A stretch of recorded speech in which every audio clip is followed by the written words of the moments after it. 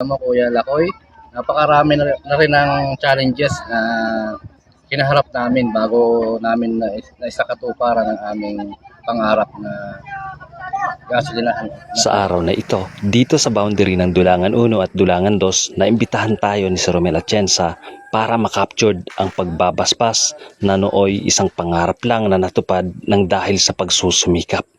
Hayaan niyong ikwento ko sa inyo ang kapanapanabik na istoryang ito na kwento na naman ng isang tagumpay na kapupulutan ng inspirasyon para tayo ay magsumikap at tuparin ang mga pangarap. Mahalaga ang pagpapabasbas sa mga ipinupundar natin dahil dito papasok ang presence of God na gagabay upang maging successful ito sa hinaharap.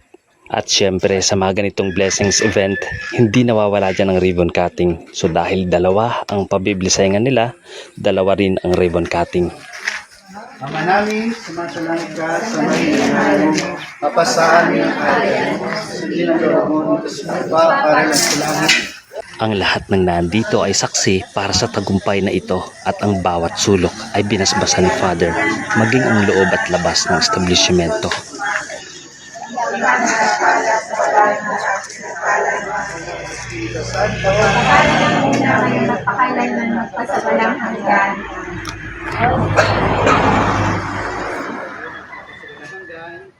Magpalain kayo ng buong may kapal sa ngalan ng Ama at ng Anak at ng Espiritu Santo. Amen. Ang ating kagalakan, pasalubungan natin ang silagang palakpakan.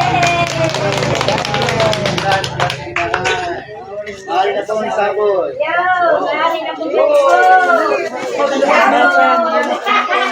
Mabulit pa sa salamat Diyos Ama sa bigay ng Espiritu Santo. Magpasalamat. Amen. Happy birthday. Ito talaga ang hinihintay ng lahat, yung matikman ang inihanda nilang pagkain para pagsalu-saluhan ng bawat isa. Dito sa bandang likod, may mga nakaprepare na hain para sa mga bisita at kaanak. Masaya ang bawat isa. Kanya-kanya na lang ng kuha, kumbaga self-serving. Bahala ka na pumili ng kursunada mong pagkain.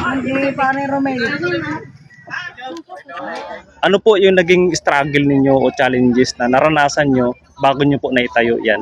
Nandiyan yung, kita nyo naman yung katatayuan nito na napakababa, napakadami ng kailangang akuting buhangin para maitaas.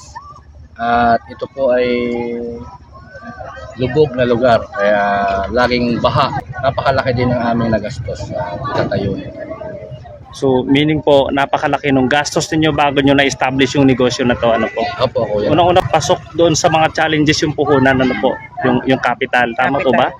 Opo. Ngayon po, ano yung serbisyo na pwede nyong ipagkaloob doon sa mga customer ninyo, yung kumbaga yung authentic na serbisyo na masasabi ninyong sa inyo lang na mayroong ganyang serbisyo na pwedeng balik-balikan ng mga customer ninyo? First time business namin ito ng aking kapatid. Opo. Ay pinag-aaralan pa namin maigi kung paano kami kikita kahit kaunti lang na hindi naman mataas ang aming presyo na makakatulong sa ating mga kabarangay. Lalong higit sa ating mga katutubo na kaibigang mga katutubo mga yan na magkaroon sila ng points na may discount and Galing. meron din pong points. Mamimili po sila kung discount o points. Nagtiwala, meron din kaming kaunting balik sa kanila para pagdating naman ng Pasko, pwede nilang makuha. At Parang sukli nila, ano po? Sukli. Ang galing. lalo priority namin yung mga kaibigan nating mga katutubo na alam ko na nagagas lagi na patingi-tingi lang na 50-50, 100. Dito po wala pong pili kami na price basta kung magkano ang kaya nilang walang minimum na price para salinan, kahit magkano pwede. Ayun, ang galing naman. So, guys, para sa naman nating lahat, ano po, huwag kayong mahihiya na magpagas dito, na bumili dito ng mga grocery ninyo. Yung mga available dito sa mga serbisyo nila, ano po. At narinig nyo naman yung sinabi ng may-ari, ano po, sina konsehal at sa konsehala, si madam po, sila yung mag-serve talaga po sa inyo, ano. Talagang babalik at babalik po kayo dito once na nagkaroon kayo ng pagkakataon na magpagas dito sa kanilang station, ano po. Bago po kami nagpa-blessing ay sinigurado po namin na pinaglinis po namin lahat ng mabuti at tinutukan ko po, kita ko talaga yung kung paano nila nilinis ang ating machine at ang kanilang supply. Mga kailangan ninyo sa inyong pang-araw-araw na pamumuhay, tulad po ng mga pang-ulam, nandito na po lahat. Ang inyong groceries, ang mga kailangan niyo po sa inyong eskwelahan, nandito na rin po lahat. Inspirasyon namin, kaya naisip namin na itayo itong negosyong ito ng gasolinahan upang makatulong na din sa ating mga kapatid na motorista. Sa pamamagitan ng aming presyo ay nakakapagbigay kami ng discount o kaya ay ang points. May ibalik namin sa aming mga kliyente o sa aming mga customer na magsasalin. Lalong-lalo na ang ating mga kapatid. Araw-araw sila'y bumabiyahe. Sa ganitong paraan, kahit paano ay makatulong pa rin kami sa kanila. Sa pamamagitan nga ng pagbibigay ng mababang presyo ng aming gasolina, isang paraan na rin yun na pagtulong sa kapwa. Kahit kaunti din lamang yung kikitahin namin, masaya na rin kami na hindi kami naghahangad ng malaki. Masaya na kami ay may kaunti ring napasok para sa amin. Malaking inspirasyon din sa amin bilang mag-asawa na nandito kami sa ibang bansa ay upang tulungan din ang aming kapatid na nandiyan at higit na ang kanilang mga anak ay nalaki na rin yung pangangailangan nila sa eskwelahan. Masuklian din yung kanilang tinulong sa aming mag-asawa habang kami nandito, lalo tigit ang aking kapatid na bunso na siya talaga ang aking takbuhan. Nihingian ng tulong kapag may mga problema kami diyan. Talagang hindi niya kami pinababayaan din bilang kuya at ate. Nakatanim yun sa aming puso. Kailangan din namin na ibalik yun sa kanya. Once again, Kuya Lakoy, God bless sa inyo at ingat kayo palagi.